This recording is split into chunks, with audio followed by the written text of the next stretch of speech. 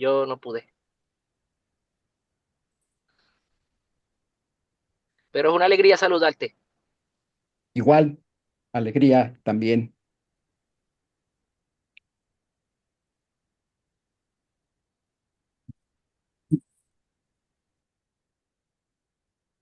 Ok,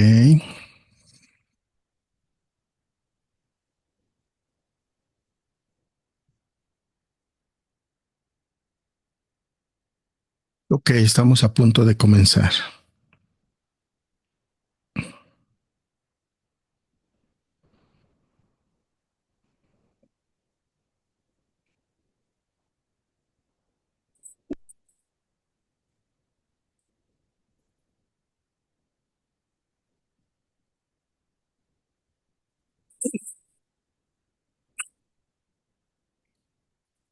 Muy bien, pues vamos a dar inicio. Sean todos bienvenidos. Vamos a comenzar y me gustaría que pudiéramos muy brevemente decir eh, nuestro nombre y de dónde somos. ¿Les parece muy bien? A ver, y también les voy a pedir algunas cosas. Una es, por favor, en la medida de lo posible, si tienen sus cámaras encendidas, se los agradeceríamos mucho. Dos, que tengamos cuidado con el micrófono eh, para que no se metan ahí ruidos que no deben estar. Eh, y tres, que en las preguntas y respuestas que va a haber al final, que sean por medio del chat, por favor. Entonces lo escriben y al final vamos a leerlos. Voy a pedir que por favor se vayan presentando rápidamente de su nombre y de dónde son, por favor. Adelante.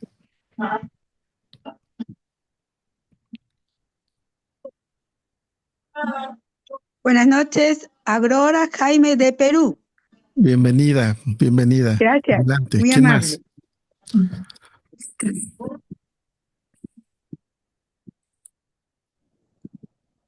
Pedrosa de aquí de la Ciudad de México. Bienvenido, Víctor. Adelante. ¿Quién más?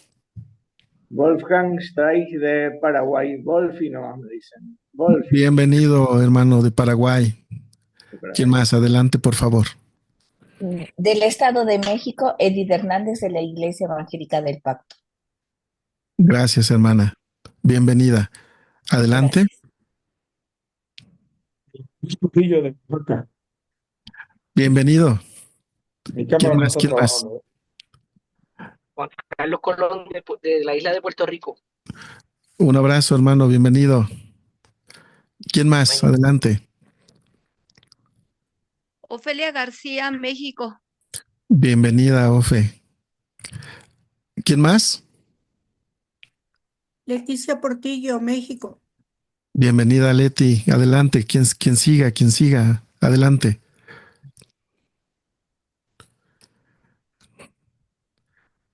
¿Alguien está hablando? Creo que es Norma y no escuchamos. Honduras. Ah, Honduras. Bienvenida, hermana. ¿Quién más? Adelante, por favor. Hola, buenas Buenas noches. noches. Perdón, Cuauhtémoc. Habla Ernesto Flores de la iglesia de Benecer, Estado de México. Ernesto, bienvenido. Cuauhtémoc, bienvenidos. ¿Quién más? Gracias. Un Vega Gracias. de Guadalajara. De Guadalajara también, bienvenidos. ¿Quién más? Rodrigo Pedrosa del Centro Cristiano para el Desarrollo de la Comunidad en Metepec. Bienvenido, Rodrigo. Adelante, ¿quién más? ¿Quién más? Joel, Ciudad de México. Joel, bienvenido, Joel. Buenas noches, Israel Ávila, igual de la Ciudad de México. Gracias, bienvenido, Israel. ¿Falta alguien? Manuel Zazueta, de la Ciudad de México. Manuel, bienvenido. Bendiga, buenas noches. de México. Bienvenido. ¿Quién más? ¿Quién más habló? Buenas noches, Dios les Eva bendiga. Cabrera. Bienvenida, hermana. Bienvenido, hermano. ¿Quién más? ¿Falta alguien? Del Estado de México, muy cerquita de Toluca. Muy bien. Bienvenida. Ana Arriaga de Chihuahua. Bienvenido. Julie del Estado de México. Julie, bienvenida. Abimael de la Ciudad de México. ¿De quién? La Ciudad de México. Abimael. Bienvenido, bienvenido. Perfecto. David Cervantes, Ciudad Juárez, Dios lo bendiga. David, bienvenido. ¿Quién falta? ¿Nadie? Bueno, Yo, ¿quién? yo. Ah, Lore, Lorena, bienvenida. en México. Bienvenida, bienvenida. Bueno, pues vamos a dar inicio. Vamos a hacer una oración y voy a pedir a alguien de los que esté aquí que ore para dar inicio y voy a pedir por favor a Rodrigo Pedrosa. ¿Puedes por favor hacer una oración para iniciar? Claro, hermanos. Señor, gracias porque estás aquí con nosotros, porque nos has reunido, Señor, en torno a esta celebración de los 500 años del anabautismo, Señor. Te pido que a través de la voz de nuestros hermanos nos ayudes a reflexionar y discernir juntos tu voz, la voz del Espíritu, para que en comunidad así ampliada, Señor, podamos ver, vislumbrar nuestra realidad, lo que hay que cambiar, lo que hay que reforzar, Señor, lo que hay que recordar también. Y gracias también, Señor, por pues la identidad en particular de la fe bautista. Ayúdanos tampoco a no ser dogmáticos, Señor, sino siempre escuchar la voz del Espíritu Santo y poner a Jesús en el centro de nuestra fe. Gracias por los hermanos aquí reunidos y te rogamos que bendigas este evento en Jesucristo nuestro Señor. Amén. Amén. Muchas gracias, Rodrigo. Bueno, pues una vez más, seamos todos bienvenidos. Gracias por estar aquí. Hoy es un día memorable, hoy es un día bonito, hoy es un día de mucho agradecimiento, de mucho recordar, pero también de mucho de reflexionar qué es lo que Dios tiene para nosotros después de 500 años del inicio de este movimiento conocido como el movimiento anabautista, que nuestros expositores hoy van a hablar. Entonces, a la cámara. por favor, vamos a apagar nuestros micrófonos, ¿sí? Si no, yo les voy a ayudar a apagarlo, por favor. Entonces, bueno, tengamos cuidado con los micrófonos, por favor. Les decía que en estos 500 años del inicio de este movimiento anabautista, estamos de fiesta. Entonces vamos a dar inicio a esta actividad. Y voy a presentar a los participantes del día de hoy. Pero antes de eso me presento. Para los que no me conocen, mi nombre es Óscar Domínguez Martínez de la Ciudad de México. Soy pastor también de la Iglesia Anabautista, psicólogo ya desde hace tiempo. Junto con mi esposa pastoreamos una iglesia aquí también en la Ciudad de México. Y hoy voy a presentar a los ponentes de hoy, que creo que va a ser muy bueno. Son excelentes ponentes y vamos a aprender todos de ellos, van a ver.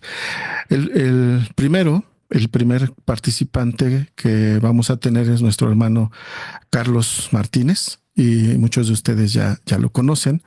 Él nos va a hablar de los antecedentes de lo sucedido el 21 de enero de 1525 y la expansión inicial de este movimiento anabautista. Entonces, quiero presentarlo rápidamente. Carlos es columnista de La Jornada, es también escritor de Protestante Digital, escritor de varios libros, pastor también anabautista, y hoy nos va a hablar de este tema. Carlos, adelante, por favor, es tu tiempo. Para los ponentes, recuerdo, van a tener 20 minutos. Yo les voy a hacer una seña o prendo mi micrófono para decirle a los 3 minutos para terminar. ¿Sí? Por favor. Entonces, Carlos, adelante, por favor. Muy bien, pues muchas gracias por conectarse. Qué bueno que estamos aquí para celebrar, para reflexionar, también para analizar los retos que hay hacia el futuro. Y lo que a mí me toca compartir es sobre los antecedentes del movimiento anabautista, la irrupción o surgimiento de ese movimiento de manera ya formal el 21 de enero de 1525 y la primera difusión o expansión que tuvo el anabautismo.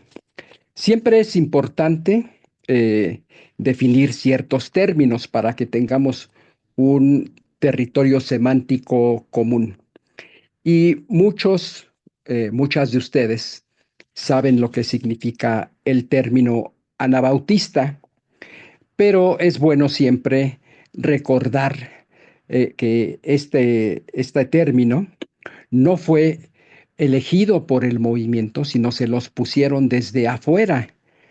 Resulta que en el siglo XVI, además de la Iglesia Católica que seguía bautizando infantes, niños y niñas, también la llamada Reforma Magisterial, inicialmente con Lutero, Felipe Melanchthon, Zwinglio en Suiza y en otras partes de Europa, los reformadores magisteriales, que fueron llamados así porque eran apoyados por los magistrados, por las autoridades de un determinado territorio.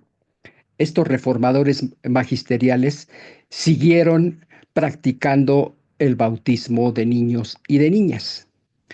Y para estas tradiciones que bautizaban infantes, cuando los primeros anabautistas se bautizaron de adultos bajo confesión de fe, compromiso con una comunidad, de seguir las enseñanzas de Jesús, desde afuera era un segundo bautismo, porque el primero había sido recibido por todos y todas en su infancia. Entonces, el término anabautistas significa rebautizador. Desde afuera aparecían como un segundo bautismo, cuando en realidad, y lo vamos a ver, los que se bautizaron ese 21 de enero de 1525 decían que no era un segundo bautismo, sino el bautismo de acuerdo a lo que entendían ellos que era enseñado por el Nuevo Testamento. Entonces es importante tener en cuenta que el término era inicialmente una descripción desde afuera, pero con el correr de los primeros meses, los primeros años, el término vino a tener una connotación negativa, estigmatizadora, porque hacer este acto de bautizarse como personas conscientes en una comunidad y tira contracorriente de las iglesias territoriales, vino a ser no solamente mal visto, estigmatizado, sino también hasta un delito. Entonces, eso es para decir acerca del nombre.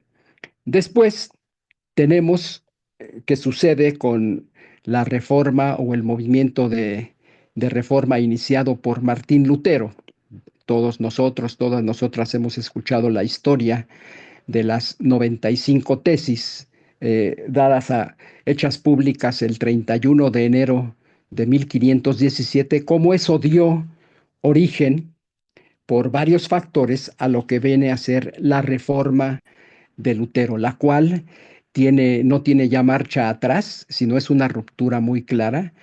En abril de 1521, cuando Lutero comparece ante la Dieta Imperial de Worms, en la cual estaba el emperador Carlos V y también representantes del Papa, donde lo instan a Lutero y le exigen que se retracte de lo que ha venido enseñando, que ya es diferente en cuanto a la justificación, la autoridad para los cristianos y las cristianas, cuál era la fuente de autoridad. Lutero decía que tenía que ser solamente la Biblia y no ninguna otra autoridad humana, no el Papa.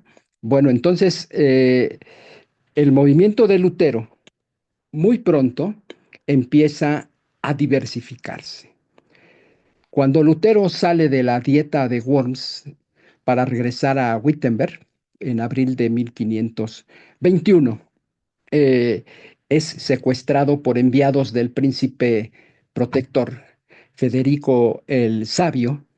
Se adelanta pensando que los enemigos, los adversarios de Lutero pudieran atentar contra su vida y lo lleva al castillo de Warburgo.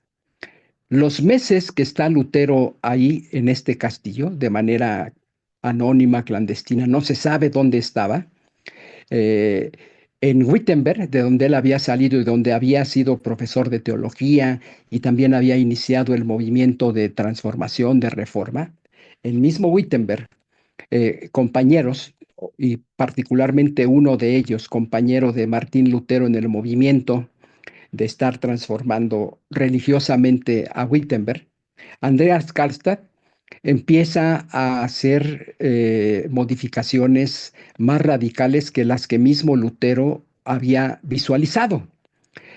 Karlstadt empieza a oficiar ya no en latín, sino en alemán. Empieza a quitar las imágenes de las iglesias.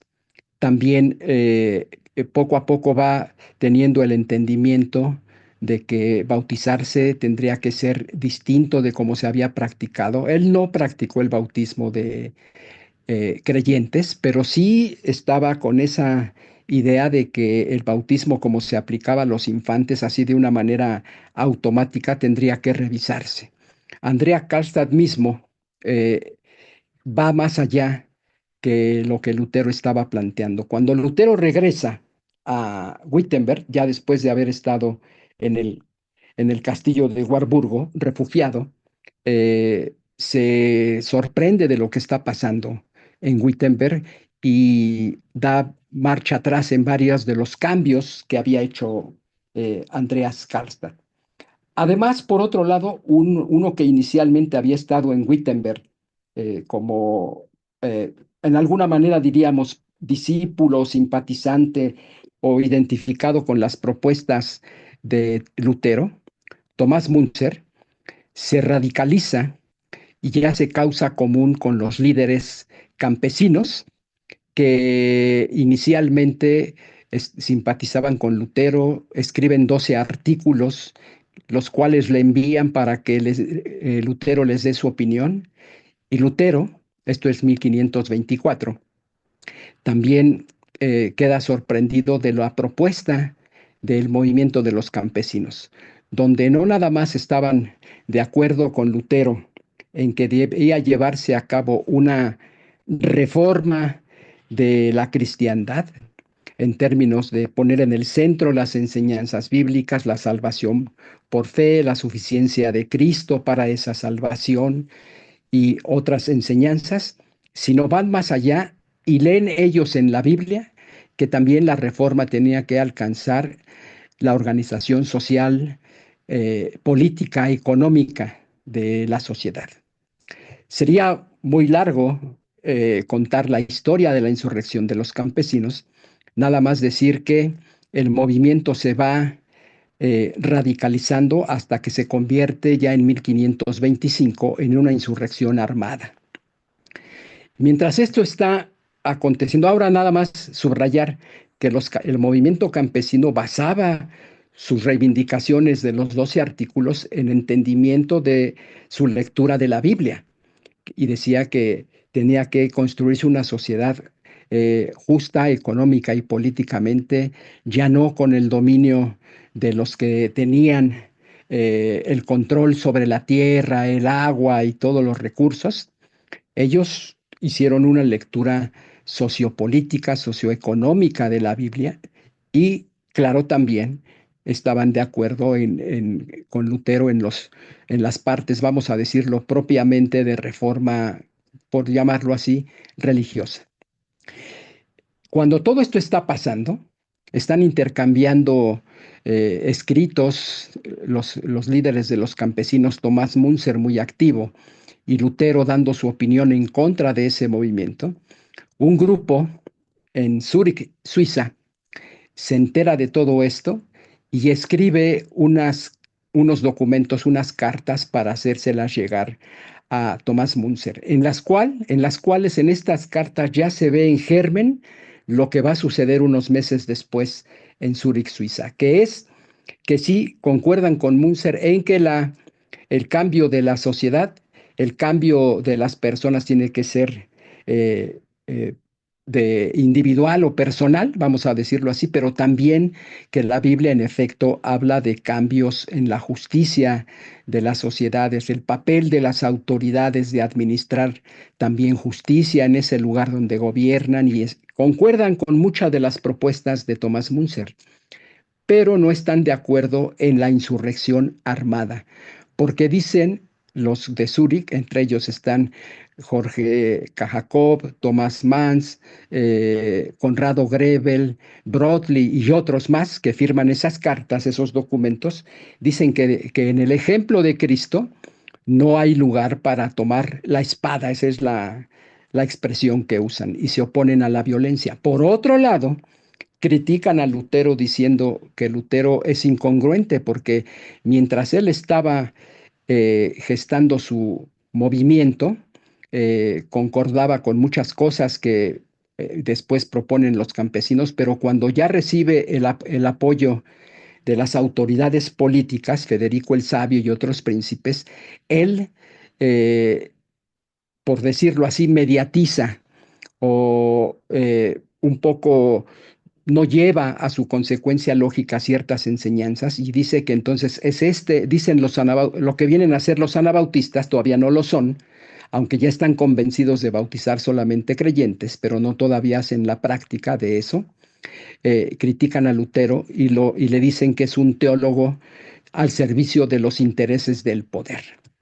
Bueno, entonces la reforma de Lutero muy pronto empieza a diversificarse.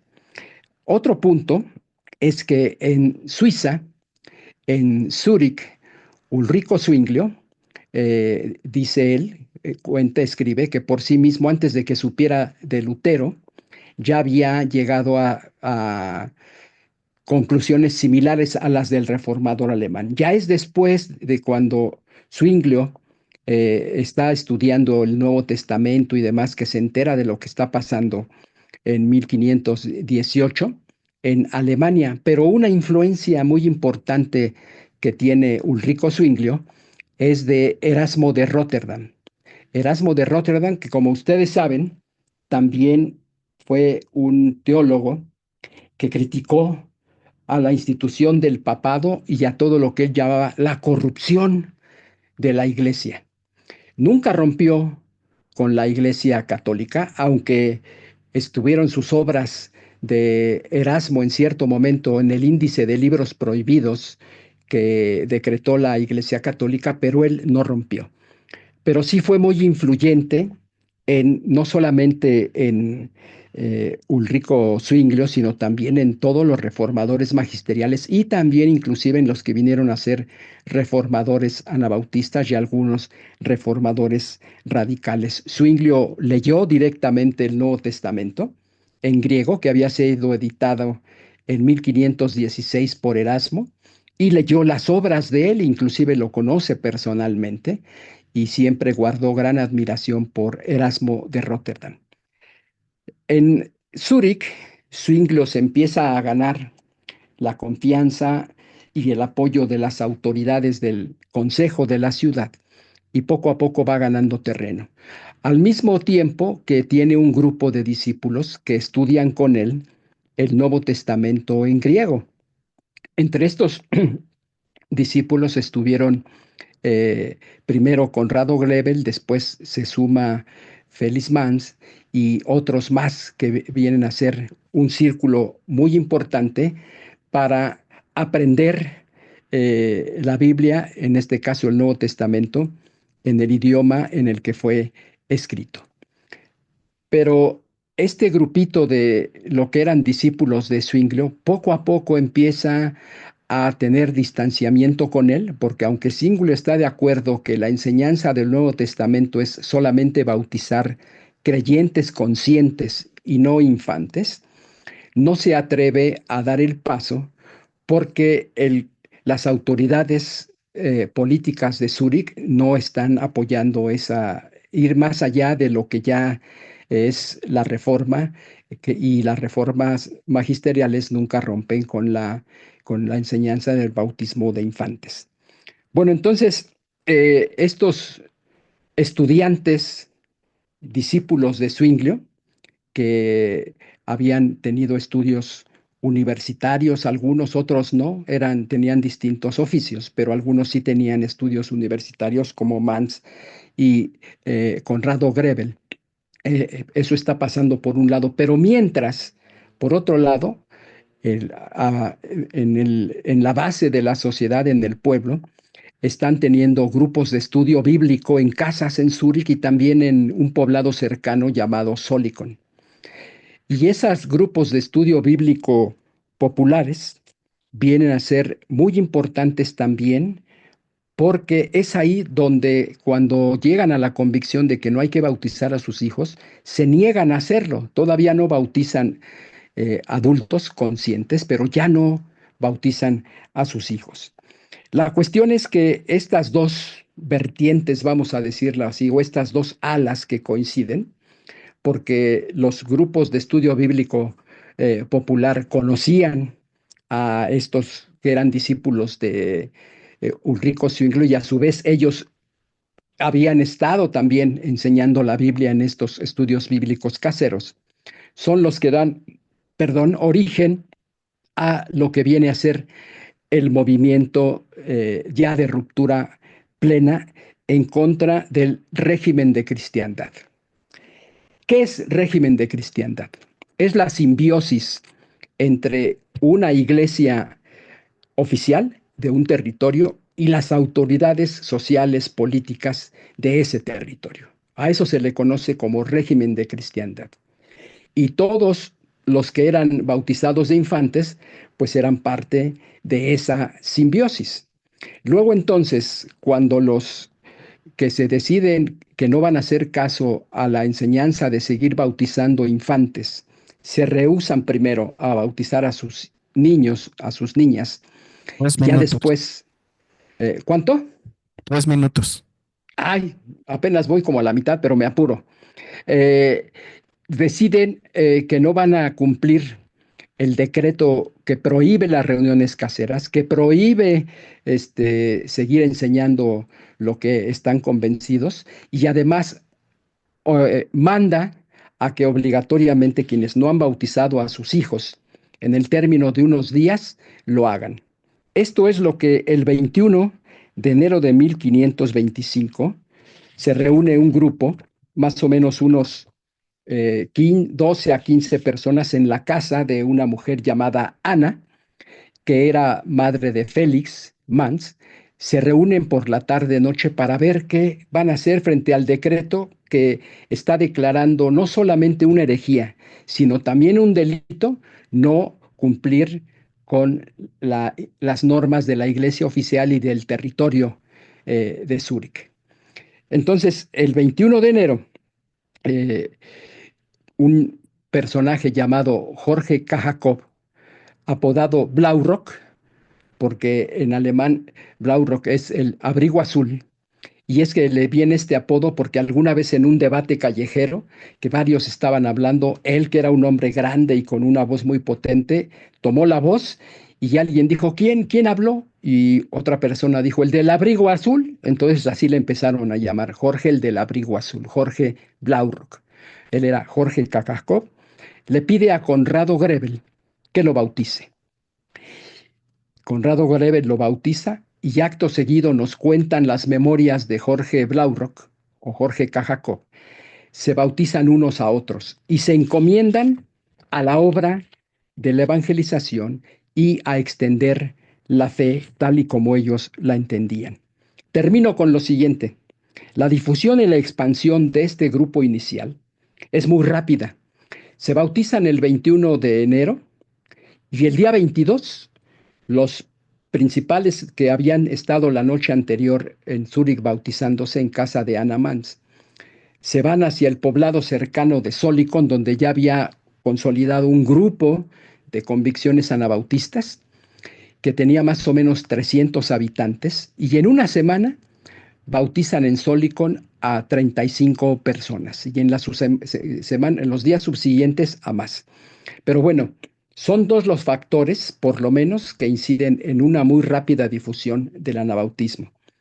Por un lado, el activismo evangelizador de quienes participaron en la noche del 21 de enero. Estaban convencidos de que había que llevar el mensaje que habían descubierto, con el que se habían comprometido, a otros lugares. Pero además también lo que contribuye es la persecución en contra de ellos muy pronto, porque son encarcelados, algunos no, después son liberados, pero como sea, es la persecución la que hace que se vayan a distintos territorios para huir de los decretos que los declaraban, por un lado, en términos religiosos herejes y en términos civiles políticos delincuentes. Esta realidad los hace dispersarse por distintos lugares. Sería muy interesante, pero no tenemos el tiempo para contar más historias. Nada más decir que de estos tres, aunque fueron entre 12 y 15 personas que participan la noche del 21 de enero en los bautismos, los tres mueren muy pronto. Por ejemplo, en agosto de 1526, Conrado Greven, que había sido el quien bautiza a Jorge Cajacob, huyendo de sus perseguidores, murió de peste. El 5 de enero de 1527, Félix Mans, en cuya casa tuvieron lugar los bautismos, es ahogado por las autoridades reformadas de Zúrich. Y en 1529 es llevado a la hoguera por autoridades católicas de Chiusi, lo que ahora es Italia, Jorge Cajacob. Sufre la pena de muerte por hoguera. Y podríamos decir más, pero ya se me agotó mi tiempo y si tienen algunas preguntas, como dijo Oscar Jaime, las ponen en el chat y trataremos de dar algunas respuestas y así somos capaces de hacerlo. Muchas gracias. Muchas gracias, Carlos. Creo que es más que interesante lo que nos está contando. Vamos a darle un aplauso, ¿verdad? De reconocimiento. Gracias, gracias, Carlos. Muy interesante. Muchas gracias. Y bueno, vayamos poniendo nuestras preguntas en el chat, si es que hay.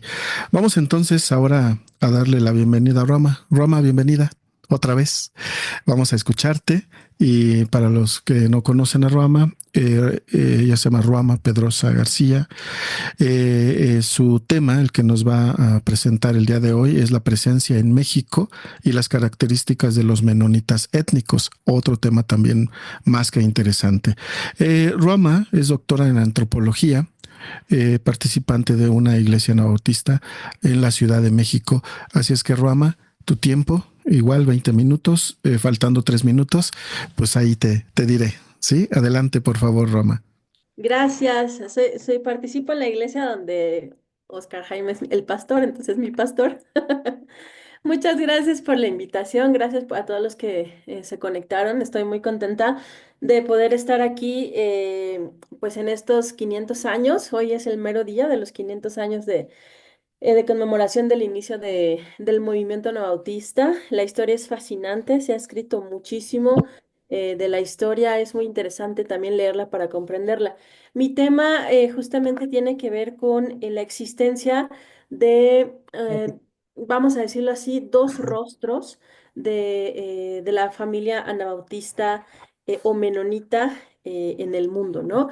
Ya no le dio tiempo a Carlos, supongo que tal vez mi papá después va a tocar el tema, pero los menonitas también es un apodo, ¿no? Que surge cuando a los seguidores de Menno Simons la gente les empezó a decir los menonitas, ¿no? Ahí vienen los que siguen a Menno, los menonitas, ¿no? Entonces, dentro de la familia o del universo menonita que pertenece al movimiento anabautista, hay varios rostros, por supuesto, que nosotros tal vez podríamos como así en términos solamente como para tratar de entender un poco más la gran diversidad, los podríamos como colocar de dos lados, que son los menonitas, que desde la antropología hemos dado en llamar étnicos, y los menonitas conversos, ¿no? El término étnico, quisiera aquí recalcar que no me estoy refiriendo a grupos indígenas. El término étnico refiere justamente a la etnia, al pueblo, ¿no? A la formación de los pueblos.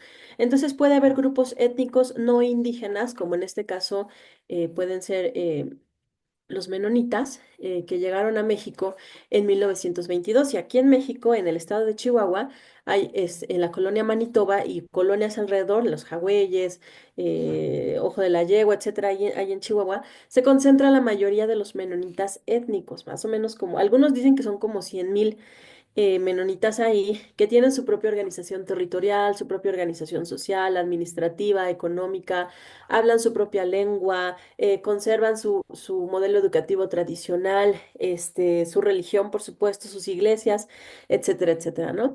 Y también estamos los menonitas del otro lado, que somos los, pues, mestizos, somos menonitas conversos, también como este concepto un poco como para tratar de ir entendiendo, honrando las diferencias, ¿verdad? Y nosotros los menonitas conversos, por lo menos los menonitas de México, nacemos más o menos casi a finales de los años 50 como producto de la evangelización de una mujer primero, ¿verdad? Como bien cuenta Carlos también, y después, bueno, de los esfuerzos de iglesias de allá de Estados Unidos, ¿no? Entonces, quiero contarles un poquito este proceso de etnogénesis, de cómo nace un pueblo.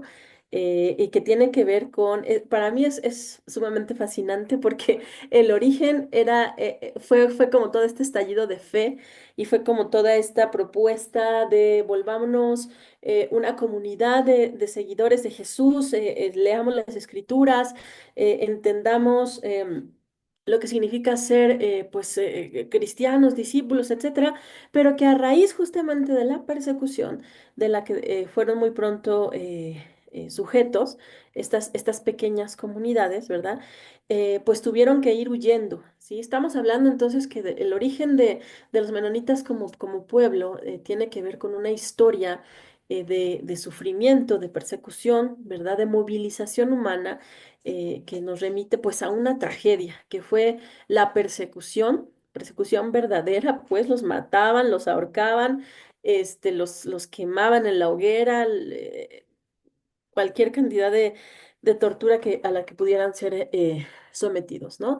Y bueno, ellos como respuesta comienzan a huir. Es muy interesante porque en lugar de que el grupo pequeño, la nueva iglesia, la nueva congregación, digámoslo así, se dispersara y desapareciera, ¿verdad? Siguió creciendo. Y crecía y huía, se movía del lugar, migraba, ¿sí? Y este proceso de migración también yo quiero que nosotros tengamos muy, muy en cuenta lo que este proceso significa, sobre todo también para relacionarlo con lo que estamos viviendo hoy en día en nuestro país, con estas amenazas de deportaciones masivas y todo este proceso también de migración de muchos latinoamericanos. Este proceso de migración pues tampoco es un proceso, cuando no es voluntario, no es un proceso grato, es un proceso difícil también, nos remite a cuestiones que atraviesan, que lastiman, que van como dejando secuelas que si no son sanadas colectivamente, entonces van creando también cierto tipo de intencionalidad en la interpretación, por ejemplo, de las escrituras, en la formación de cosmovisiones, en el entendimiento de cómo funciona el mundo, la fe, lo que significa ser cristiano, cómo debemos cuidarnos ahora que antes éramos 5, ¿no? En una casa, por ejemplo, y ahora ya somos 50. ¿Cómo vamos a cuidarnos? ¿Cómo vamos a darle de comer a la gente? ¿Cómo vamos a organizarnos? ¿Con quién nos vamos a casar? Etcétera, etcétera, ¿no? Entonces, este proceso de etnogénesis tampoco fue un proceso romántico, ¿no? Que tampoco fue un proceso que se dio en total paz, en armonía, sino que se fue dando a través justamente de como esta respuesta de sobrevivencia, ¿no? De ahí nace lo que yo llamo la conciencia anabautista, que nos remite un poco como al desarrollo de este autoentendimiento, de que ser parte del pueblo de Dios significa sufrir a causa de Cristo, ¿no? Y entonces ahí, nos remite como toda esta cuestión de la necesidad de dar testimonio, pero también nos remite a toda una interrogante sobre, ok, podemos dar testimonio, pero ¿hasta qué punto el testimonio va a seguir siendo el martirio? ¿Hasta qué punto vamos a seguir siendo perseguidos y vamos a entregarnos a las autoridades o nos van a agarrar y nos van a torturar, nos van a matar, nos van a separar de nuestras familias, ¿no? Y cuento todo esto porque desde siempre los menonitas, como esta imagen folclorizada o estereotipada que tenemos a veces de los menonitas, es que ellos se aíslan. Son comunidades aisladas, ¿no? Como si ellos hubieran decidido desde el principio separarse de los demás pues entre ellos solitos generar su propia economía y su propio desarrollo social. No es así, ¿verdad? Como ya nos comenzó a contar Carlos, el aislamiento fue una respuesta a la persecución.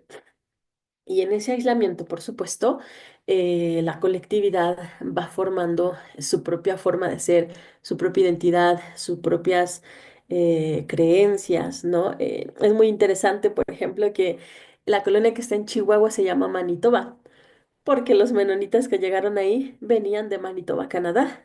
Pero en Canadá hay colonias que se llaman, que tienen nombres rusos, ¿no? Molochna, por ejemplo, porque los menonitas que llegaron ahí venían de Ucrania.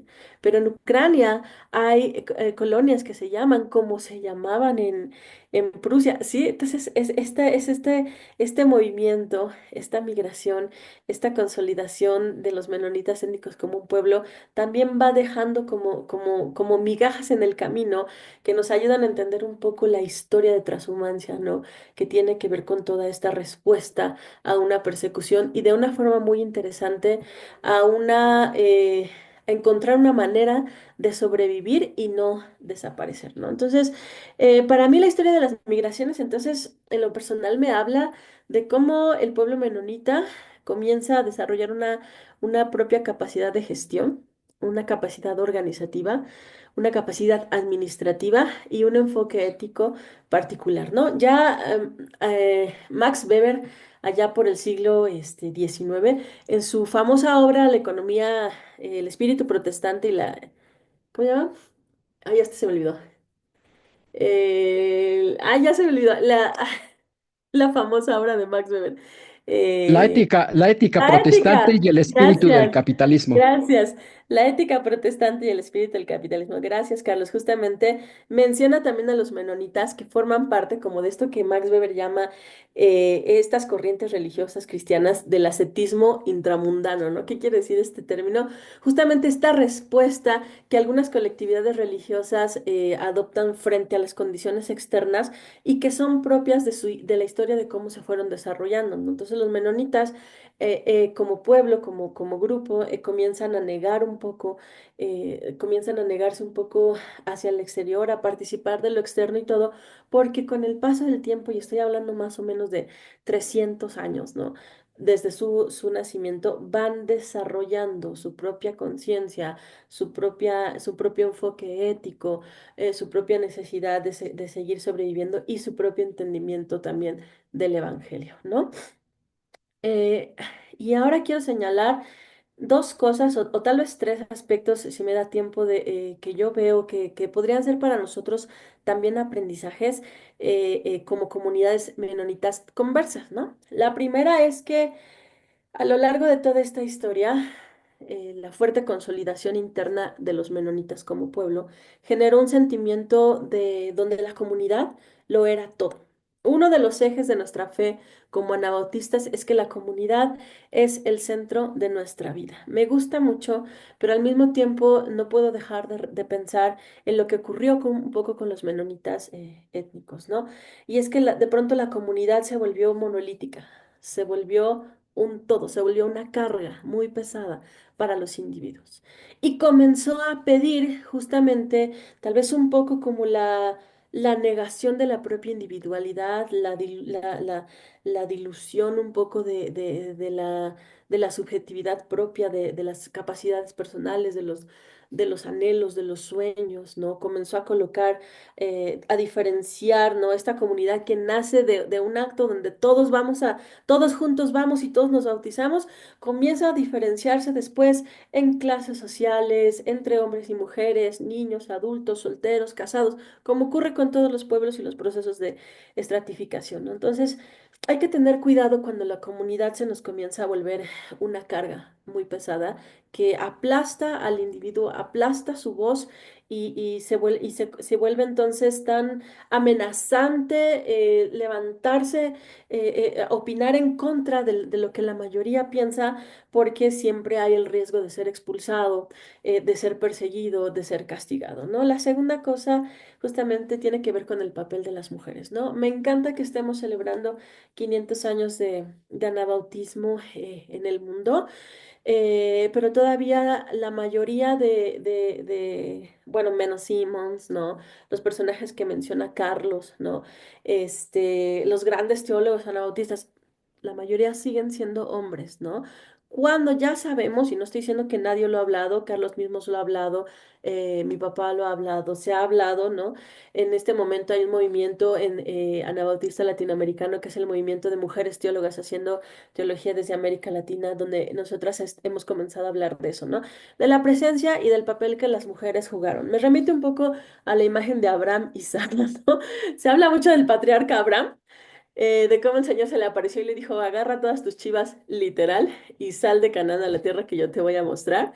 Pero se habla muy poco de Sara, ¿no? Y el papel que Sara jugó, seguramente acomodando todas las chivas y todas las cosas con las que había que cargar, organizando a la gente, animándolos, ¿no? Sara misma autoconvenciéndose de que, bueno, esa locura de su marido seguramente estaba bien, etcétera, etcétera. Bueno, lo mismo ocurrió con las mujeres, ¿no? En la migración de Canadá a México, 6.000 menonitas vinieron, se contrataron trenes, eh, pero no se vinieron solitos, vinieron con sus animales, vinieron con sus muebles, sus semillas, sus artefactos de cocina, todo lo que tenían, ¿no? Las mujeres, los hombres, etcétera, con los hijos, hasta los nombres de sus calles se trajeron y los libros de sus Biblias, ¿no? De sus iglesias, los registros de las iglesias, que en ese entonces era como el registro civil de los menonitas, ¿no?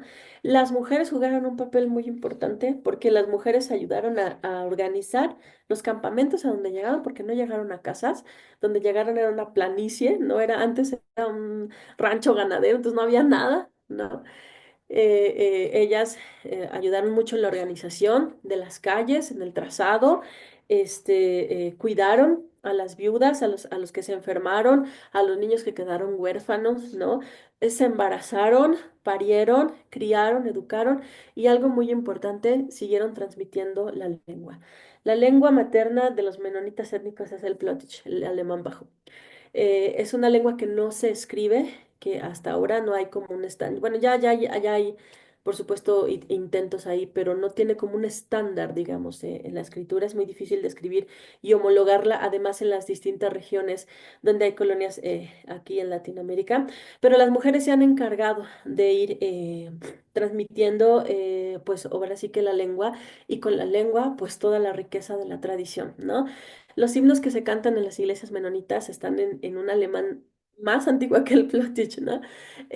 Pero expresan también como toda esta historia de sufrimiento, de transhumancia, de inmigración y cómo Dios los acompaña en medio de todo. Las mujeres mantienen viva la comunidad, los vínculos, los lazos. Cuando alguien se enferma, se organizan para ir a visitarlo. Cuando alguien muere, se organiza para cuidar a los hijos o al esposo que quedó viudo, etcétera, etcétera, ¿no? Entonces, las mujeres tienen un papel preponderante en la comunidad menonita étnica y también en la comunidad menonita de conversos, porque con nuestro trabajo, con nuestro ingenio, con nuestro empuje, con nuestra participación, seguimos también sosteniendo pues este proyecto del anabautismo a 500 años, ¿no?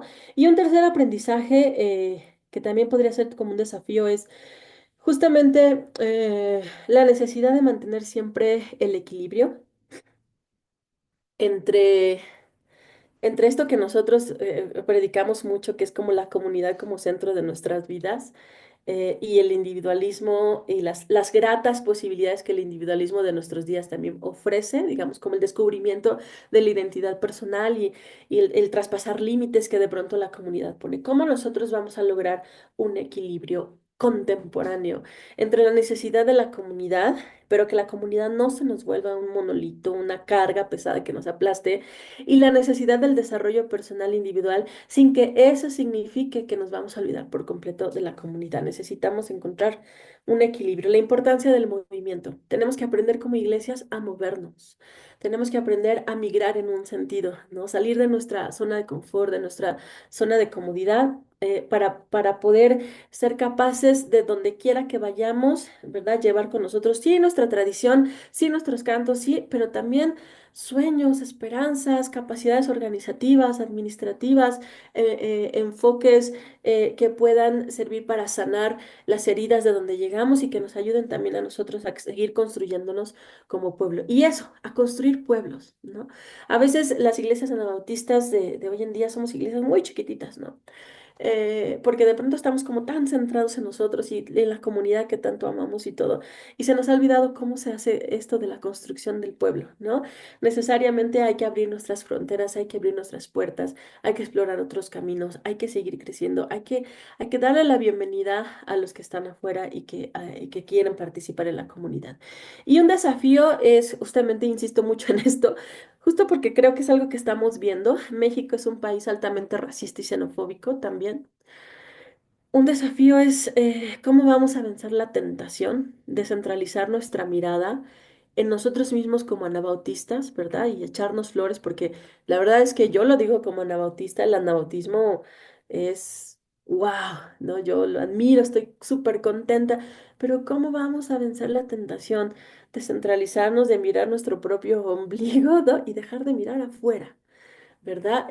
No querer participar en los movimientos ecuménicos, no querer abrazar las luchas de otros colectivos, colectivas, no querer sumarnos 3 también minutos. a los pensamientos y corrientes teológicas contemporáneas que también son sumamente necesarias. Cómo incorporar temas de los que no estamos hablando tal vez hoy en día porque la tradición o porque nuestro propio enfoque como nautistas, pues como que de pronto no los hemos incorporado, ¿no? Entonces, muchas gracias. Aquí termino mi participación. Muchas gracias, Rama. Un aplauso para Rama. Muchas gracias. Recuerden, si tienen preguntas en relación a lo que nuestro hermano Carlos nos compartió o lo que Rama también nos acaba de compartir, por favor, el chat va a ser el medio de hacerlo. Entonces, esperamos sus preguntas si es que las tienen.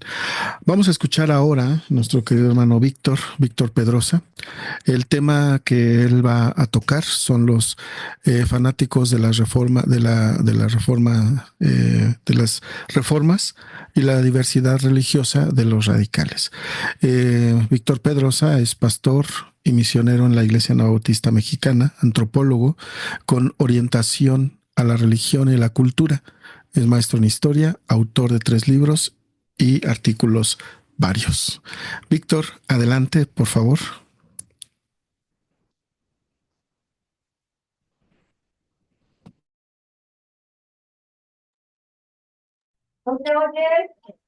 Víctor.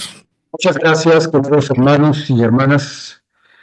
Lamentablemente escogí un tema bastante denso y muy largo, así que hasta donde llegue, ¿no? Voy a hablar sobre la diversidad religiosa en las reformas del siglo XVI. Empezaré diciendo que si entre los reformadores magisteriales o oficiales no hubo unidad, ni teológica, ni eclesial, ni política, pues tampoco la hubo entre aquellos grupos que los mismos reformadores oficiales empezaron a llamar fanáticos. Fanáticos o Schwarmer, perdón porque no sé cómo se pronuncia en alemán, pero eso significa fanáticos. Tampoco tenían unidad y se descalificaban unos a otros. Con el paso del tiempo, todos estos grupos, o los Schwarmer, se les fue conociendo como anabautistas. Fue un sobrenombre burlón, ya que el término significaba rebautizadores, y en esa lista se ponía a todos los que no comulgaban con la Iglesia Católica, pero tampoco con las iglesias luteranas o reformadas. Entre ellos confluyeron varios temas: crítica social y revolución, crítica ética y pacifismo, crítica eclesiástica y reforma del bautismo. Desde luego que fue un tiempo muy difícil. Lo fue más porque, aprovechando las coyunturas, se dio una simbiosis entre la reforma y los estados que pugnaban por su soberanía, sacudiéndose la autoridad de Roma y de su vasallo imperial, España, pues para lograr un estado cohesionado se requería también una iglesia nacional. No se iban a permitir ni tolerar disidencias en los estados luteranos o reformados, mucho menos en los católicos, bajo la consigna inapelable de que la religión del príncipe es la religión del pueblo. Así, la reforma oficial, el luteranismo, fue sostenido por los príncipes alemanes y la reformada por las ciudades-estado de Suiza y Alemania, encabezada por Zwingli. Pero el incendio religioso se dio muy rápido. Hemos de notar que los personajes y los grupos más radicales se separaron de las iglesias institucionales, desencantados de que solo se buscara reformar, pero no transformar desde la praxis bíblica todas las cosas. Las disidencias más notorias dentro de la Reforma se fueron dando cuando tomaron en serio la noticia del sacerdocio universal de todos los creyentes y que predicadores laicos y sin ninguna preparación teológica explicaban las escrituras. Pero en realidad los Schwarmer o los fanáticos tuvieron intelectuales orgánicos muy destacados. Negaron la eficacia del bautismo infantil, la Santa Cena impartida por el ministro en una sola especie, la intervención de las autoridades seculares en los asuntos de la Iglesia y sus doctrinas y temas varios que se iban añadiendo. Pero todos ellos pusieron un gran énfasis en la autenticidad personal de la fe, su experiencia y su compromiso responsable. Todos los radicales buscaban, mediante la crítica de las formas inauténticas, asegurar la autenticidad de la fe personal. Creían en la comunidad visible, voluntaria, local, restaurada, que se imponía a fuerza de su testimonio de fe en Jesucristo, y los eclesiásticos instituyeron el bautismo sobre confesión de fe como entrada a la comunidad de creyentes. Ahora bien, ¿quiénes fueron estos fanáticos disidentes? ¿Quiénes eran estos Schwarmer, estos fanáticos? Por su situación clandestina, el anabautismo fue integrando elementos de procedencias muy diversas: franciscanos, valdenses, moravos, místicos y entusiastas. Por tanto, los grupos que surgieron tuvieron sus características propias, aunque siempre hubo matices. Todos estos grupos también se confrontaron, se descalificaron y hasta se excomulgaron los unos a los otros. La razón principal estaba en la interpretación que se hacía de la enseñanza de la Biblia, pero también de la ética social, política y económica, además de un rigorismo moral. Todo esto en gran contraste con las iglesias protestantes o estatales, que aunque se habían sacudido mucho del catolicismo romano, no se veían cambios significativos en su vida personal y social. Los fanáticos entonces decidieron transitar por el camino estrecho. Voy a nombrar algunos de los grupos que se les puso el mote de fanáticos. Primero, los espiritualistas. Y entre los más destacados líderes de los espiritualistas vamos a nombrar a Gaspar Schoenfeld y Sebastián Frank. Estos no asistían a los servicios religiosos de ninguna iglesia. Negaban la importancia de todo lo externo, se dedicaban a buscar al Cristo interno, tanto así que ni siquiera la Biblia tenía importancia. Decían que la humanidad de Cristo pertenecía al reino de lo creado, pero que la carne celestial de Cristo era la sustancia del alimento espiritual. Schoenfeld enseñaba que la iglesia verdadera era invisible y Frank que la reforma conservadora de los luteranos y la restitución radical de los anabautistas eran fallidas. Decía que una organización eclesial, los sacramentos y hasta la Biblia eran únicamente para los niños, pues casi desde sus orígenes el anticristo las había transformado en una religiosidad opresiva. Por eso es que la iglesia es espiritual e invisible, se hallaban agrupados los verdaderos cristianos sin bautismo, sin pan eucarístico y sin excomunión. Había otro grupo que se les decía los entusiastas o apocalípticos, entre ellos, desde luego, el destacado Melchior Hoffman. Ellos pusieron su énfasis en el cumplimiento inminente de las profecías y el retorno de Cristo. Creían que la fe no bastaba, sino que era indispensable vivir en santidad y que después del bautismo cualquier pecado cometido era imperdonable, ya que ese acto era lo único necesario para la renovación de la mente y del entendimiento. Él mismo vestía muy pobremente, andaba descalzo y solo se alimentaba de pan y agua. Hoffman sentía una gran atracción por los libros apócrifos y desde ahí construyó una complicada doctrina escatológica. Declaró, y muchos aceptaron, que él era el Elías que estaba de regreso en el mundo y que Estrasburgo se convertiría en la Nueva Jerusalén. Aunque no estaba de acuerdo en recurrir a la violencia para apresurar los eventos apocalípticos, Hoffman desaprobó la rebelión y alzamiento de muchos de sus seguidores en Münster, aun cuando estos creían a pie juntillas que él era el Elías que había regresado. Hablemos ahora de los restauracionistas, destacando a David Joris y Bernardo Rothman. Ellos creían en la restitución o restauración de la Iglesia apostólica, es decir, en el paraíso o el Israel del Antiguo Testamento. Enseñaban que la fe es una experiencia interior y no un credo escrito. Eran espiritualistas. Las normas, los sacramentos, el credo e incluso el martirio eran cosas mundanas hasta el grado que suspendieron los bautismos y la cena del Señor. Creían también en la práctica de la poligamia para cumplir el mandato de Dios de crecer y multiplicarse. Las esposas que rehusaban unirse eran abandonadas. Como grupo, poseían todas las cosas en común. Afirmaban que el gobierno debía estar en manos de los santos y que los humildes y los que sufren debían convertirse en guerreros de Dios para vengarse de los impíos y establecer la teocracia. Joris, después de la tragedia de Münster, donde murió Rothman, rechazó la poligamia y el uso de la espada, pero se proclamó el tercer David después del rey y de Cristo, y así lo aclamaron sus seguidores. La humildad, la abnegación y el ascetismo fueron distintivos de los davidyoristas. El grupo de los revolucionarios, bueno, no es posible decir grupo, pero bueno, por decir algo. Los revolucionarios entusiastas, entre ellos Tomás Münzer, adoptaron una hermenéutica espiritualista donde los dos testamentos debían ser interpretados por el Espíritu.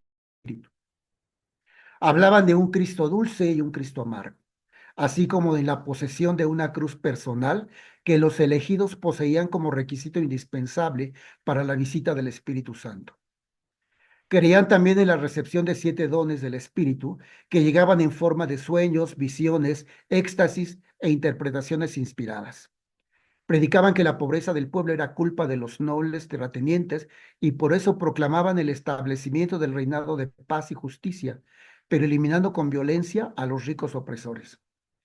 En una de sus innovaciones litúrgicas rezaban: líbranos del gobierno anticristiano de los ateos. Los extremistas milenarios, Jan Matthys y Jan de Leyden, que buscaban establecer el reino de Dios en la tierra ahora y para lograrlo, en la ciudad de Münster cometieron excesos y aberraciones. Y estaban también los pacíficos y variados grupos de hermanos o anabautistas eclesiásticos, de los que Carlos no tuvo mucho tiempo para hablar.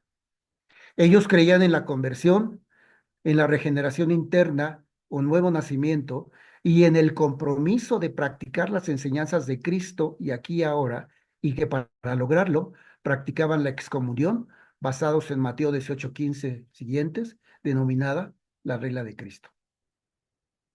Ahora bien, todos estos grupos fueron apodados por sus adversarios anabautistas. Como podemos ver, además de su confrontación con las reformas oficiales, canónicas, magisteriales o estatales, los anabautistas también batallaron con los grupos descritos.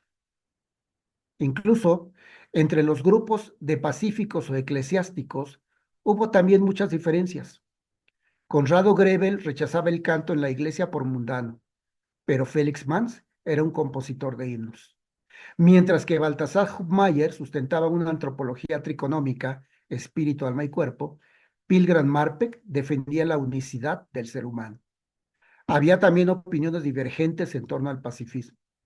Mayer sostenía que en las situaciones de justicia había que usar la espada. Grebel apelaba a seguir el ejemplo de Cristo y a no usar la espada ni siquiera en defensa propia. Hubo un pacifismo que aceptaba dócilmente padecer a manos de cristianos mundanos como una confirmación de su fe. Otra, relacionada con esta última, fue aceptar el sufrimiento, pero esperando con ansia la guerra escatológica o el día de la venganza del Señor. Muchas veces convivieron comunidades anabautistas divergentes en la misma ciudad, como en Estrasburgo, donde había anabautistas espiritualistas y hermanos suizos que habían buscado refugio ahí. El anabautismo austriaco, por su orientación a la comunidad de bienes, se diferenció mucho de los del sur de Alemania, que eran espiritualistas, y de los hermanos suizos, que eran literalistas, bíblicos y eclesiásticos. Pero hubo esfuerzos hacia la unificación. Mencionaré dos de ellos. Preocupado por los anabautistas que mutaban al espiritualismo de Schoenfeld, Pilgram Marpeck se dedicó a la tarea de unificar en lo posible a los anabautistas. Por su parte, él no era tan rigorista con respecto a la excomunión ni tan entusiasta por la comunidad de bienes. Esta tarea lo llevó a publicar la Vermahnung o amonestación, que estaba fundamentalmente dirigida contra Schoenfeld. Trata ahí los temas del pecado, la perseverancia, el rechazo a la violencia, el bautismo por inmersión, etc. Los resultados no fueron buenos y entonces prefirió prohibir a sus seguidores todo contacto con los espiritualistas. El otro esfuerzo fue encabezado por Michael Sattler, que preocupado por la represión gubernamental y por la pérdida de los líderes a causa del martirio, que causaban confusión y desorganización, Sattler convocó a grupos de diferentes lugares en Schleichheim para tomar acuerdos sobre los temas más álgidos: el bautismo, la excomunión, la cena del Señor, la separación del mundo, los pastores, la espada y los juramentos. Católicos y protestantes se sintieron amenazados por esta confesión y con más furia se dedicaron a la persecución de los hermanos. El mundo del siglo XVI no toleraba la neutralidad, por eso la alianza entre la religión y el poder no pudo ser quebrada, sino que por el contrario se recurrió a la persecución. En 1539, Menno Simons, habiendo renunciado a su fe católica, se sintió profundamente compungido por lo que llamó ovejas mal guiadas y comenzó a predicar en los Países Bajos y el norte de Alemania. Fue así que los que aceptaron su liderazgo se autonombraron menonitas, aunque los hermanos suizos y los menonitas holandeses prácticamente no tuvieron contacto y no tuvieron relación entre ellos. Para concluir, los Schwarber o los fanáticos de la Reforma sobrevivieron a lo largo del tiempo. En el caso de los anabautistas menonitas, aunque se han elaborado confesiones de fe, manuales o convicciones compartidas, y muchos grupos se reúnen en el Congreso Mundial Menonita, la tolerancia y el respeto mutuos, aunque habrá contados casos en que no es así, son el sello distintivo. Es posible incluso que la anabautista sea la iglesia más ecuménica y abierta que existe. Reconocen a los cristianos de toda tradición como hermanos e incluso dialogan con grupos religiosos no cristianos. Pero también existe el fenómeno de la mutación a otras tradiciones o el mantenimiento de una identidad muy borrosa. La influencia del pentecostalismo en las zonas rurales y del carismatiquismo moderno son innegables, es decir, del misticismo y espiritualismo, así como la simpatía de algunos con teologías progresistas o de izquierda están presentes en las iglesias sin que nadie sea corregido o excomulgado por profesarlas o promoverlas. También hay sin duda un legado que el movimiento radical le ha dejado a todos los movimientos cristianos. No solo el bautismo de creyentes, sino también la separación de la iglesia y el Estado, la promoción y la práctica de la paz y la no violencia, la hermenéutica comunitaria y la formación de comunidades de amor y de esperanza. Han sido 500 largos años de resistencia, persistencia, afirmación y contribución en la misión del reino de Dios junto a las demás iglesias. La iglesia anabautista menonita no declara ser la verdadera iglesia, pero sí afirma ser una iglesia verdadera, porque Jesucristo, el Señor de ella, ha estado muy presente todos estos siglos. Eso es lo que declara, que Jesucristo es el Señor, es el centro de su vida toda. Gracias, hermano. Muchas gracias, Víctor. Podemos darle un aplauso. Gracias, gracias, muchas gracias. Muy interesante. Vamos a abrir el tiempo de preguntas y respuestas. Y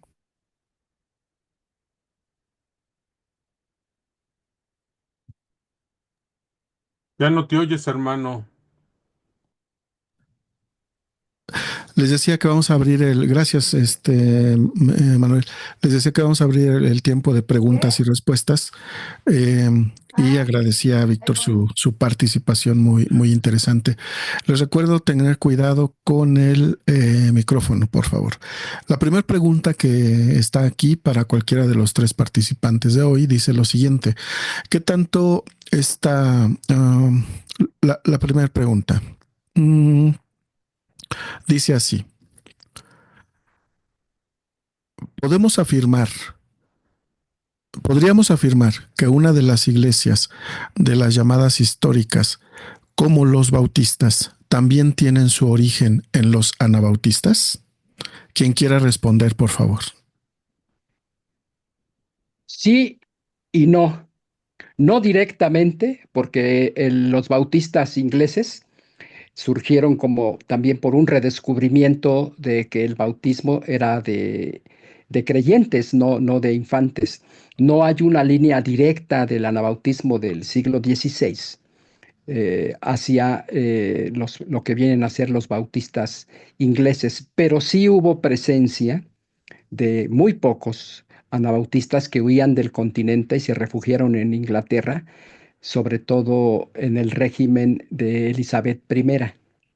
Hay que recordar que antes que estuvo como reina María, su media hermana, a la que se conoció como María la Sangrienta, reprimió a todos los que no fueran católicos romanos.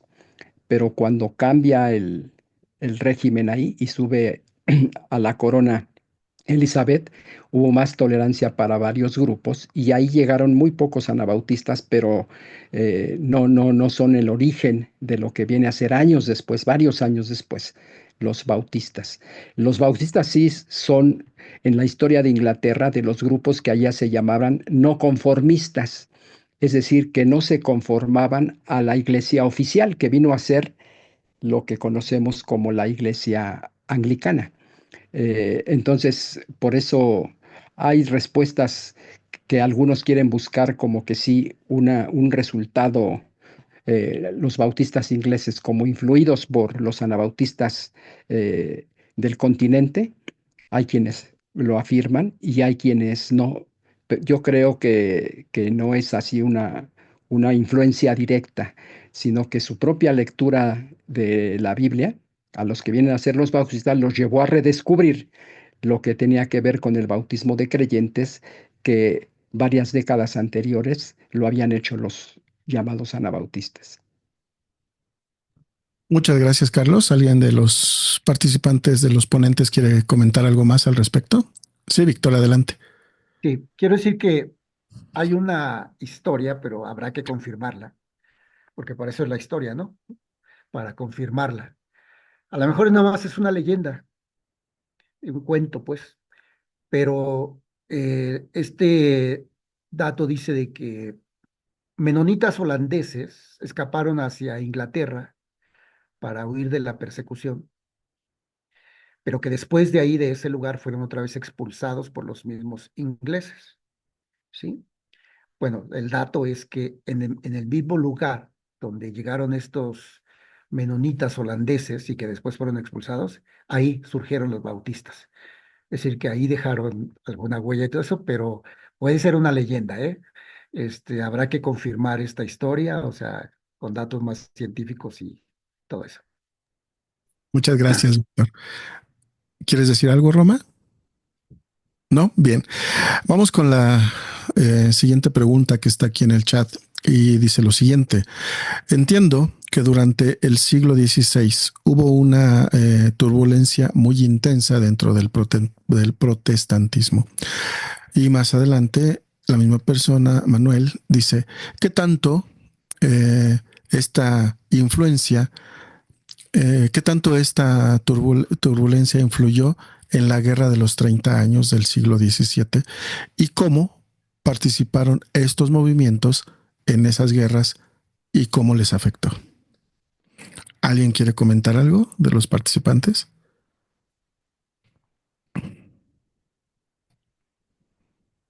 Bueno, la guerra de los 30 años básicamente fue entre potencias de la reforma magisterial y expresiones o sectores, por decirlo así, territoriales de la Iglesia Católica. Ya para este entonces, los anabautistas, sobre todo los menonitas, estaban huyendo en muchas partes de Europa, se habían consolidado y demás, y prácticamente no participan en este enfrentamiento. Habrá que decir que agregar a eso, que si bien la vertiente que más se consolidó por distintos factores que aquí no tenemos tiempo para desarrollar, fue la menonita, que fue huyendo desde su territorio original, que era en los Países Bajos, y llegan después hasta Rusia, pero se dispersan por varias partes de Europa. Los menonitas no son los únicos anabautistas del siglo XVI que consolidaron expresiones eclesiásticas, comunidades de fe. Por ejemplo, tenemos que también ahí estuvieron los juteritas, y hay otros grupos más pequeños que sí se localmente crearon expresiones eclesiásticas. Entonces, hay mucho que decir de esto, pero en términos generales no tuvieron que ver con la guerra de los 30 años. Muchas gracias, Carlos. Víctor y Rama, ¿quieren comentar algo al respecto? ¿No? Bien, aquí hay otra pregunta. Ulrico Zwinglio ¿no fue uno de los iniciadores de la iglesia que ahora es presbiteriana?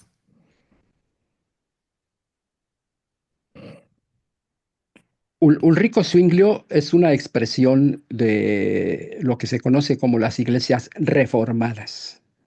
Propiamente las iglesias presbiterianas, como tales en su forma de gobierno y demás, donde más se fortalecen y de ahí influyen a otras que ya tenían convicciones teológicas similares, es en Escocia.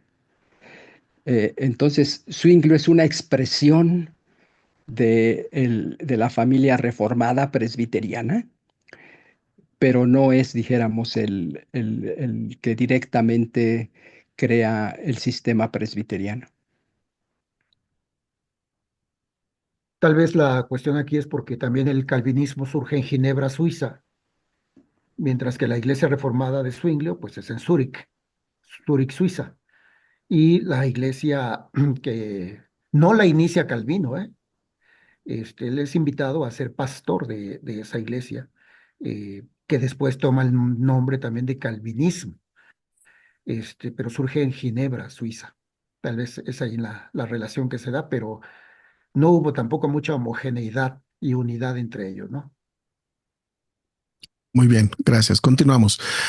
¿Cuál es la relación entre la reforma radical y los anabautistas? Un poco, creo que los tres hemos intentado decir cuál es la diferencia, no la diferencia, sino el matiz. La reforma radical tuvo varias vertientes y sobre todo de esto se ocupó Víctor en su exposición.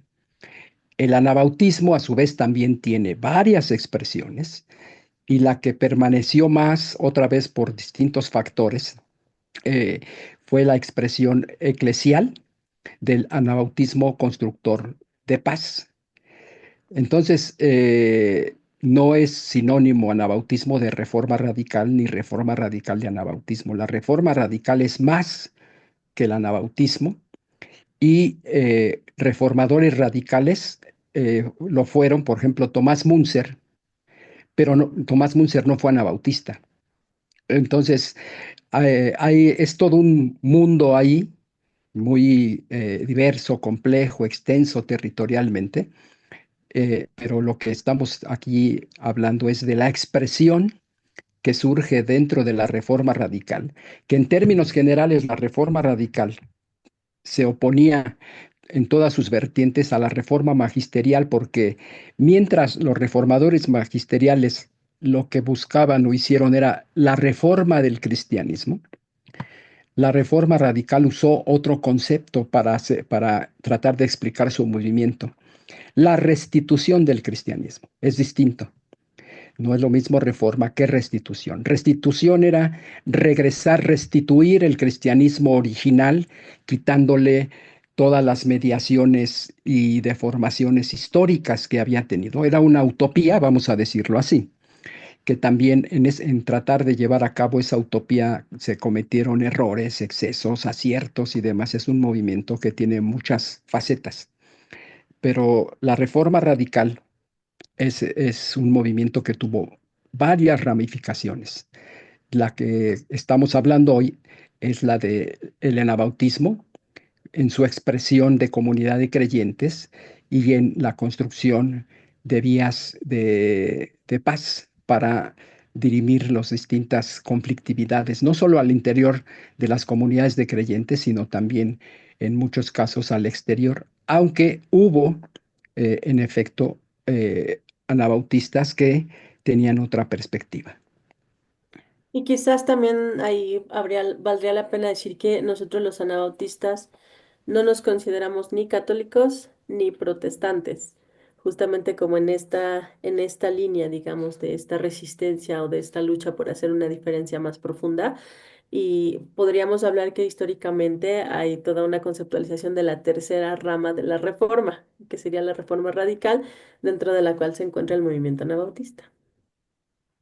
Ujú, ujú. Una acotación de lo que expuso Ruama sobre lo de las mujeres y todo eso, que qué bueno que ha hecho esa labor de rescate y la sigue continuando.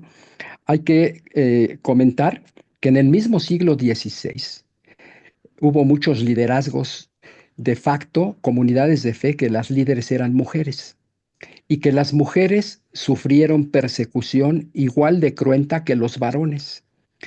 Voy a poner el ejemplo de tres de ellas. Una, Margarita Hottinger, que era de esta comunidad cercana a Zúrich en los primeros bautismos, en 1525. Ella fue muy comprometida con esa comunidad, la encarcelaron, la torturaron, después huye con algunos de sus familiares hacia Moravia en 1530 para tener, ella pensaba, mejores condiciones, más tolerancia, y en el camino la familia es interceptada y son condenados a muerte. A su padre, Jacob, lo decapitaron y a ella la ahogaron. También la esposa de Miguel Sattler, del cual refirió Víctor, él fue también condenado a muerte en 1527 y ella también debió enfrentar la pena de muerte. Y finalmente de estas tres, aunque podríamos hablar de muchas más, Ana de Hans es llevada a la hoguera en 1539 en Holanda. Y las mujeres padecieron en un alto porcentaje también dentro de las comunidades anabautistas, más que ninguna otra grupo del siglo XVI, por ejemplo, fueran de la Reforma Magisterial o católicas, las mujeres o demás. Las mujeres anabautistas en un alto número padecieron persecución, encarcelamiento, tortura y penas de muerte. En un artículo que escribí que Wolfi publicó, lo titulé Las damas de la reforma radical. Entonces ahí hay una lista de mujeres que participaron activamente en la reforma radical, no solamente en la reforma, digamos, anabautista nuestra, ¿no? Sino con los otros grupos, o sea, de una forma sumamente activa, que es necesario destacar su papel también, ¿no? Como mujeres que hicieron muchísimo, ¿no? A veces para mal, ¿eh? Pero muchas veces para bien. Entonces, ahí está un artículo que se llama Las Damas de la Reforma Radical. Muchas gracias. Continuamos. Estamos casi ya terminando, pero vamos a continuar con este comentario. Hay un comentario, dice: gracias, Ruama, por destacar el rol de las mujeres en esta breve presentación. Hay un comentario también aquí que dice: estoy asistiendo a la Iglesia Nacional Presbiteriana y he visto 2 bautizos. Se basan en Deuteronomio 6:7 y bueno, que bautizan, que hay 2 bautizos, ¿no? Luego hay también aquí una solicitud, Ruama. Dice: sabiendo que nuestra hermana Ruama visitó algunas comunidades menonitas de Chihuahua, ¿podría compartirnos cómo fue su experiencia? ¿Puedes hacerlo brevemente, Ruama? Adelante. Pues brevemente, no solo visité, sino que viví durante un año en una comunidad menonita en Chihuahua, en el campo 25. Mi experiencia fue totalmente ilustradora, porque aunque yo soy menonita conversa, muchas veces no tenemos mucho conocimiento o vínculo con los menonitas étnicos. Aprendí muchísimas cosas, aprendí que obviamente hay un mundo de diferencia cultural, de lenguaje, en la forma en cómo se vive la fe, etcétera. Pero yo creo que 2 cosas me quedaron más, que fueron como las que más me quedaron en el corazón. La primera es cómo las mujeres menonitas, sobre todo las mujeres más tradicionales, de iglesias más tradicionales, están luchando y se están organizando justamente para mejorar sus condiciones de vida, las condiciones de vida de sus hijos y sobre todo abrirse camino ellas en una sociedad que es patriarcal y que les cierra las puertas en muchos sentidos para recibir educación, para recibir información sobre su salud femenina, etcétera, etcétera. Y ellas se organizan, ellas encuentran la forma de organizarse para recibir clases de español, que sus hijos vayan a mejores escuelas, como lo hicieron las mujeres en las migraciones, como lo hicieron las mujeres anabautistas al principio. O sea, las mujeres menonitas tienen una capacidad organizativa con este entendimiento colectivo que es muy productivo, muy fructífero en su propio contexto, porque no hay un feminismo menonita. Y las mujeres menonitas de pronto tampoco son como las mujeres mestizas en cuanto a formar colectivos, etcétera, pero claro que tienen una capacidad organizativa muy propia, muy linda y que hay que destacar, ¿no? Y la otra cosa que me sorprendió mucho de los campos menonitas es el mutuo desconocimiento que hay entre los mestizos, los vecinos y los menonitas. Hay un desconocimiento, aunque viven ahí, han vivido ahí por 100 años. Todavía las relaciones interétnicas se basan mucho en rumores, en supuestos, en dichos, en las cuestiones de la sangre, cuál es tu sangre, esta es mi sangre, etcétera, etcétera, ¿no? Entonces, hay mucho que seguir construyendo en estas relaciones interétnicas. Y también aprendí el valor del trabajo. Fue muy, muy bonito haber vivido ahí.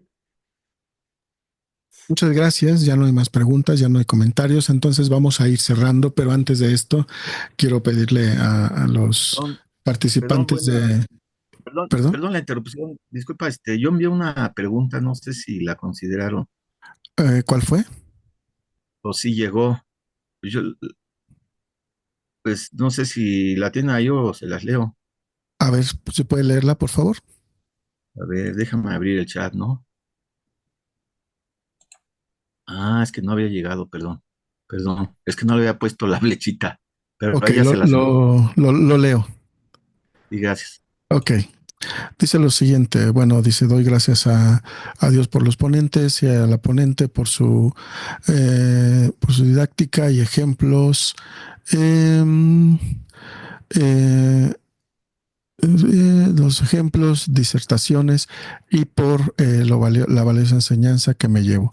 Por lo que escucho la Iglesia Anabautista desde su fundación, además de ser abiertamente ecuménica, se ha procurado profundamente por las cuestiones de justicia social cristiana y también por su oposición a la injusticia. Deseo preguntar con todo respeto si recientemente esta inquietud aún prevalece o si ha habido en la última década algún pronunciamiento por parte de esta congregación en relación a alguna injusticia o en particular sobre lo, y ahí me quedé. Bueno, yo quisiera Sobre, decir... Dice sobre lo que ocurre en Gaza. En Gaza. Ah, en Gaza. Ujú. Sí, sobre Bueno, eso, sí, por ejemplo, se organizaron anabautistas menonitas junto con otros, pero tomaron la organización anabautistas menonitas allá en los Estados Unidos, se fueron al Capitolio, entraron al Capitolio, hicieron ahí una demostración pacífica y fueron encarcelados y llevados a juicio por su oposición a lo que está pasando en Gaza. No solamente ellos, sino otras expresiones de la misma fe han mostrado su oposición a lo que ha pasado en Gaza. Ujú. la Iglesia Anabautista a nivel global, sí, tiene una organización que es como su brazo social que se llama Comité Central Menonita. El Comité Central Menonita nace más o menos en 1922 y justamente es como este esfuerzo de la Iglesia por seguir apoyando proyectos de desarrollo social donde hay iglesias menonitas y que las iglesias menonitas pueden llevar a cabo o con organizaciones basadas en la fe. Entonces, aquí en México, por ejemplo, el Comité Central Menonita trabaja con 13 organizaciones y como con 10 iglesias que tienen distintos proyectos. Ahorita justamente con toda esta crisis que está pasando en la frontera norte, frontera sur por la migración, por las deportaciones y todo, pues estamos tratando también de ver cómo vamos a apoyar. Y yo quiero hacer aquí una acotación. La Iglesia Anabautista no fue abiertamente ecuménica desde su fundación y no tanto porque no haya querido, sino porque la persiguieron. Y la persiguieron no solamente los católicos, sino también los protestantes. ¿Sí? Entonces, más bien la característica de la Iglesia Anabautista, como bien lo mencionaba Carlos, es su tendencia hacia la construcción de paz.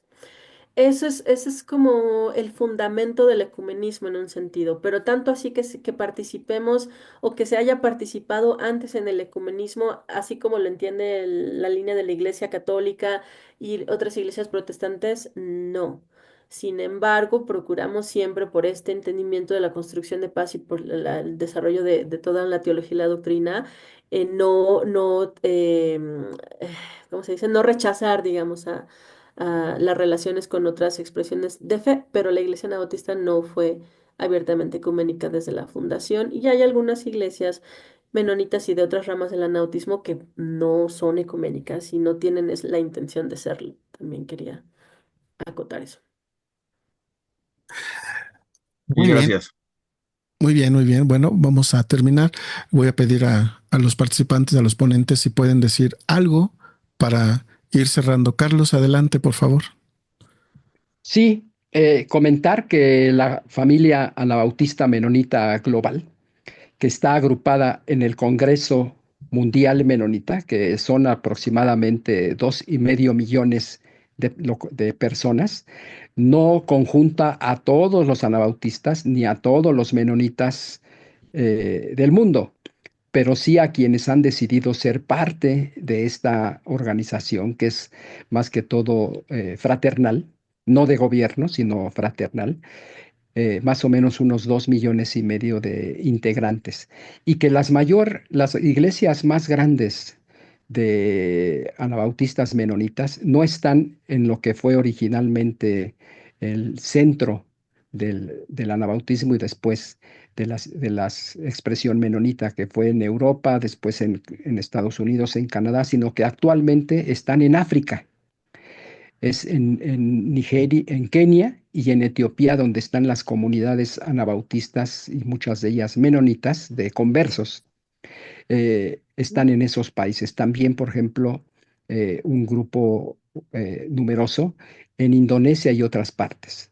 Entonces, el rostro anabautista menonita actual es más bien de lo que dan en llamar. Ustedes saben estas clasificaciones que a veces no dicen mucho, pero que a veces todos las usamos, en el llamado tercer mundo. Tiene un rostro moreno el anabautismo actual.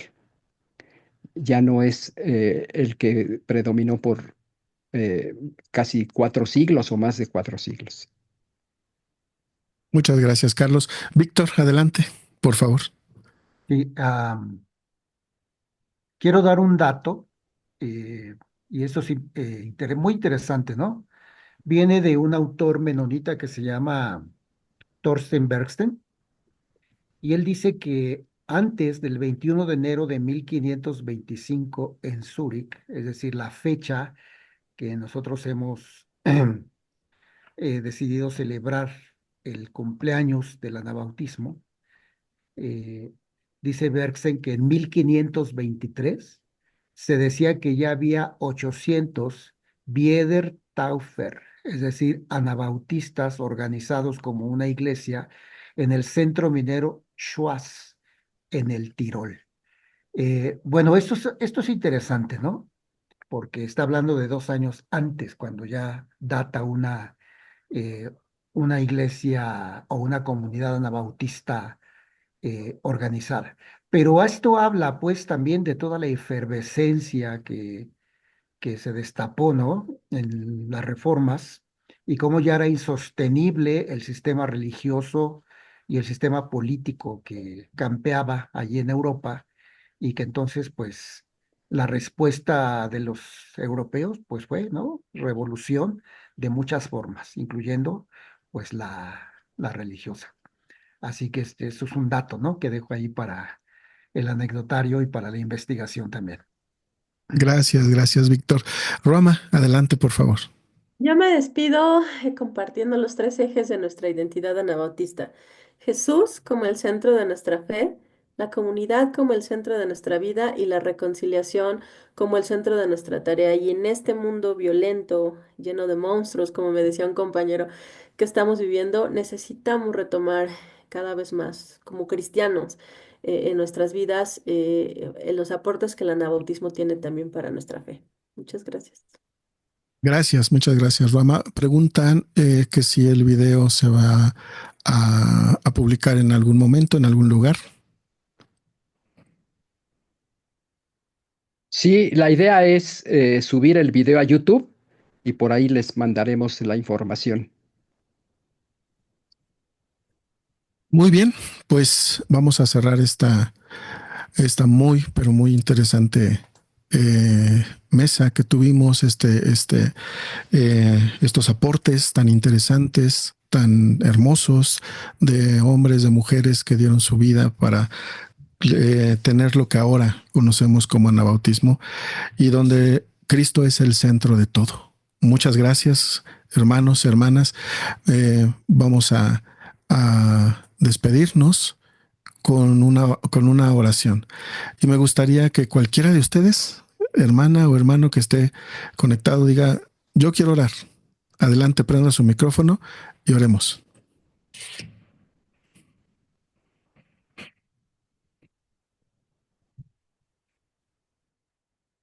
¿Quién? Yo Carlos Colón. Adelante, Juan Carlos hermano. Colón de Puerto Rico. Desde Señor, Puerto Rico, adelante.